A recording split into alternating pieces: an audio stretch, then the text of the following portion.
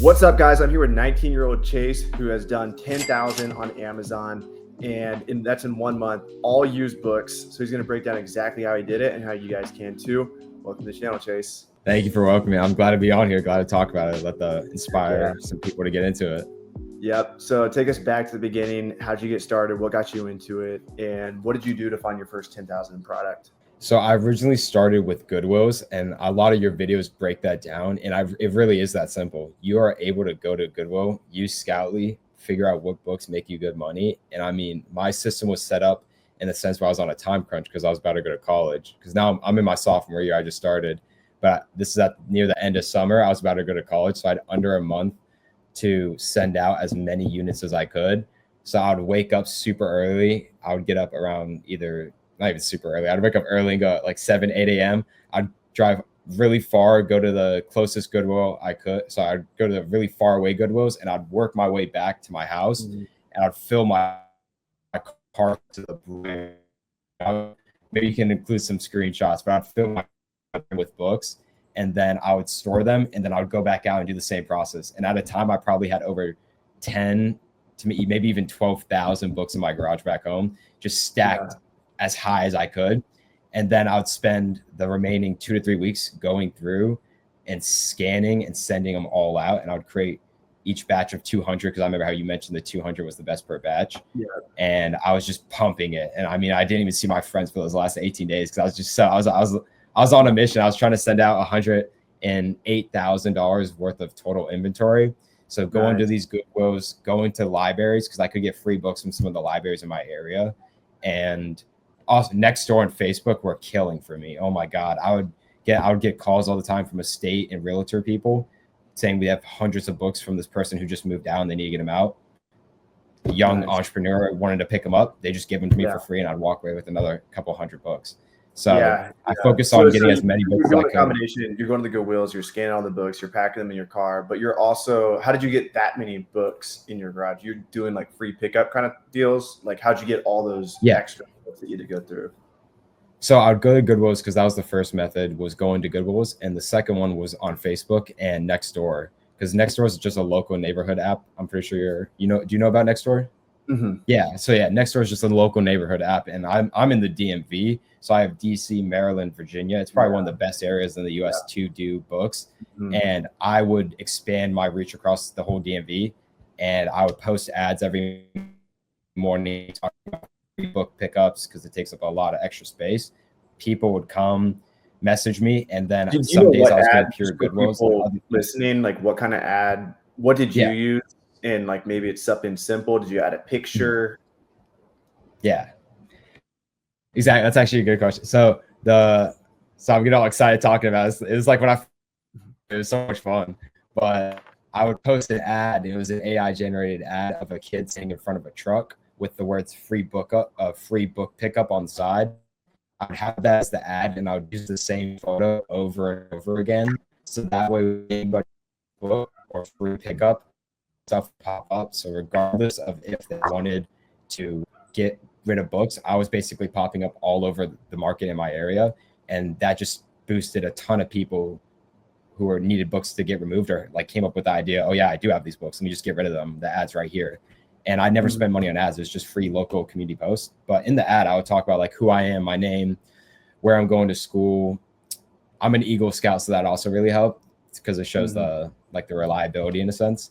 And I would also include, I'll let them know, starting a small business, I'm going to resell these and I want to help you remove them so you can free up that space again. And that way you don't hurt yourself with the labor. I forgot exactly what I said, but just hitting it was on the lines of that. Exactly. Hitting pain points. Yeah. And you're using AI to help too. Oh yeah. Yeah. ChatGPT made that process a lot easier because they were just giving me the little. It really does, man. Like you can have like the most dog shit posts like, hey, can I please have your books? I want to make money on Amazon. And then you can put that in ChatGPT, make this better. Are you tired of your books collecting dust? Blah, blah, blah, blah, blah. And it'll come up with all these bullet points to make it about them and less about you. So that's great. Exactly. So what else?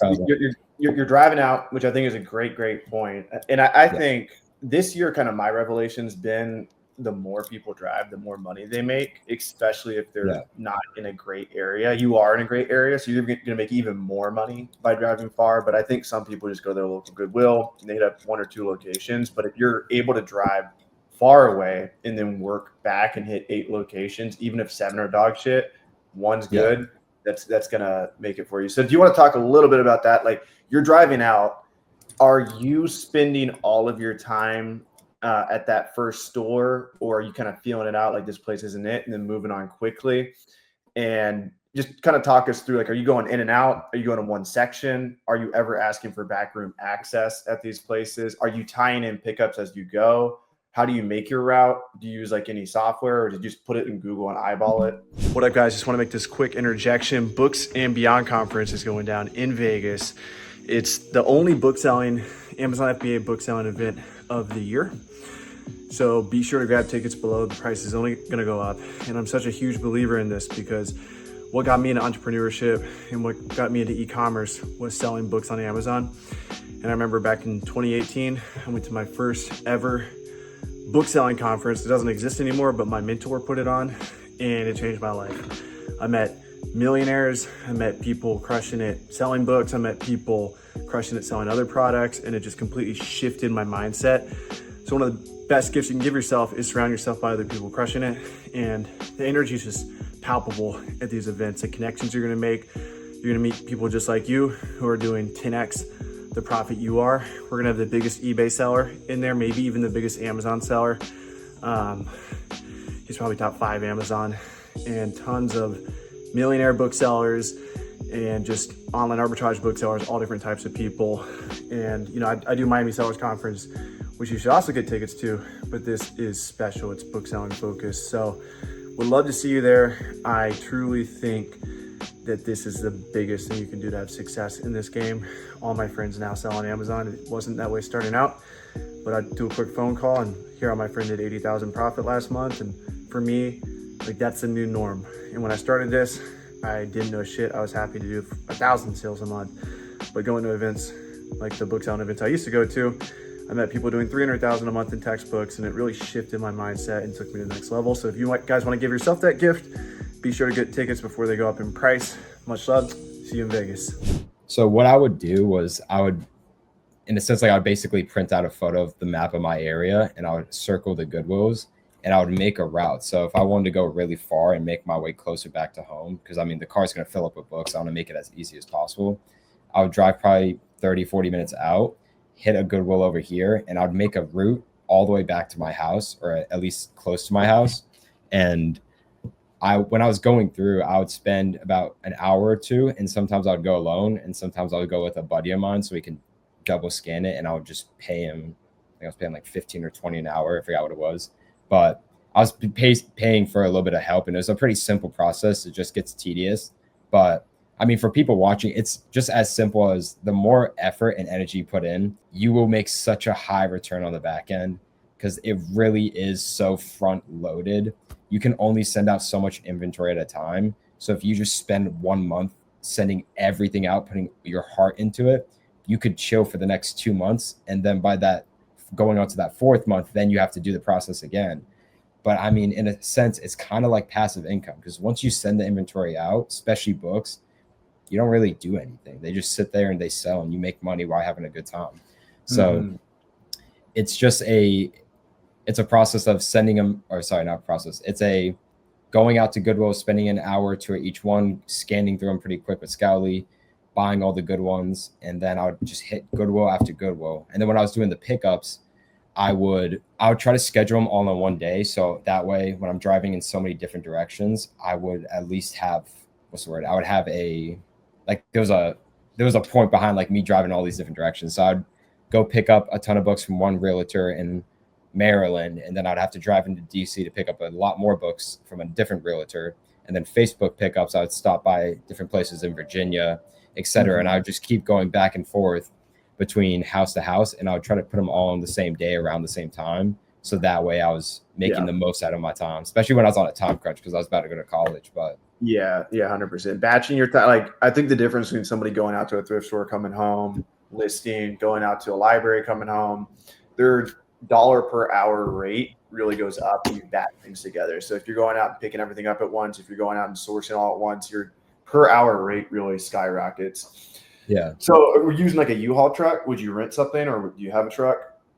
No, so my mom had an Outback, so there was just a ton of space in there, and we would put all the seats down. So yeah, I went with one of my friend Gavin a good amount, but we would put the seats down and we just like we'd cram them in the doors. We put them anywhere and yeah, we put them anywhere we could in the car. And by the time we got to my house, when we opened up the trunk, they just all spill out onto the ground, which wasn't the best for it, but I mean, we were trying to be efficient. Yeah. So when I go, I wouldn't even go in the back. I mean, that was something I asked once and they said no. And I guess I just didn't really try it again just because my system was kind of, especially for my area, there's so many Goodwills. There's probably over 20 in my area. If I go to the first one, the time I get to the 20th, that first one's already like completely refurbished, or not refurbished, but they like restock the inventory. Yeah. Oh, another thing I would do. Sorry, I think this is the most important thing people can do when they're going to Goodwill. When you scan the books, put all the scan books you already went through on one side, so that when the Goodwill workers fill up the bookshelves again, you already know where the new inventory is, so you don't rescan what you already scanned. That was huge. We would like remember one book specifically and know that was the cutoff. And majority of the time that would work. So that was a big game changer. Were you ever asking for backroom access or anything? I just didn't need to. I mean, I asked once and I got denied. So yeah, I think it's good. Tough.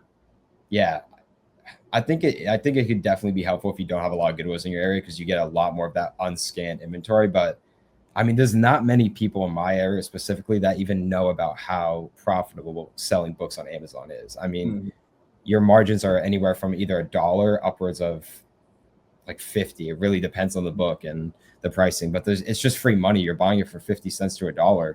You're making $5 on it after everything. That's $4 times that by 1,000 books, which is not hard to get. That's 4,000.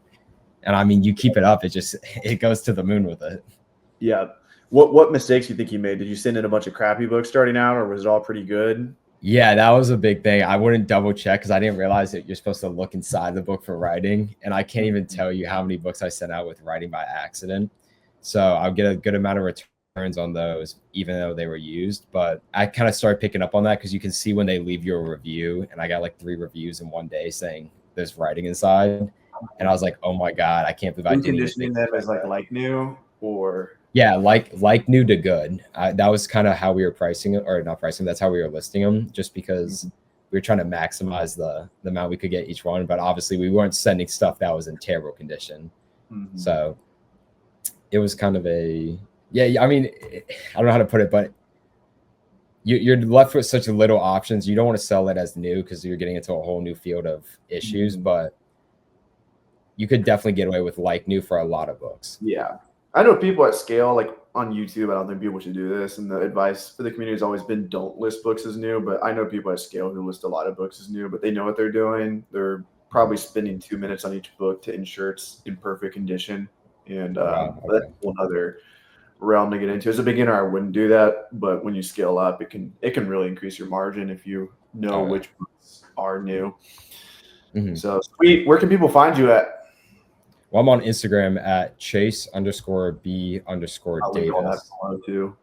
Perfect. Thank you. And yeah, I mean, I now teach people in my college how to do it, and everyone's doing amazing down here. So I'm like building a small army down here so we can take it to the moon. What's working for people? What kind of techniques like are you seeing your most successful students do? Effort. It's so easy. I mean, it's ridiculous how easy it is to make money with books, especially thanks God to go to. Oh my God. I remember we used to type them in one by one. Like this isn't even like a promo. It's just like, it really is that good of a software. It's ridiculous. It takes like 30 seconds to a minute per each book. You click the button and it really is a good software. Like if I wouldn't use anything else. I know there's others, but I think GoTo is just the most advanced with the AI pricing as well. So I really appreciate you creating that. Heck yeah. Appreciate you, man. Definitely saves a lot of time and makes a lot more money, of course. You also got a YouTube channel, so we'll link that below. Hopefully you get a video or 2 posted by the time this comes out. But if not, we'll get some stuff. He'll have some content in the future. Much love, Chase. Thanks for coming on. Of course.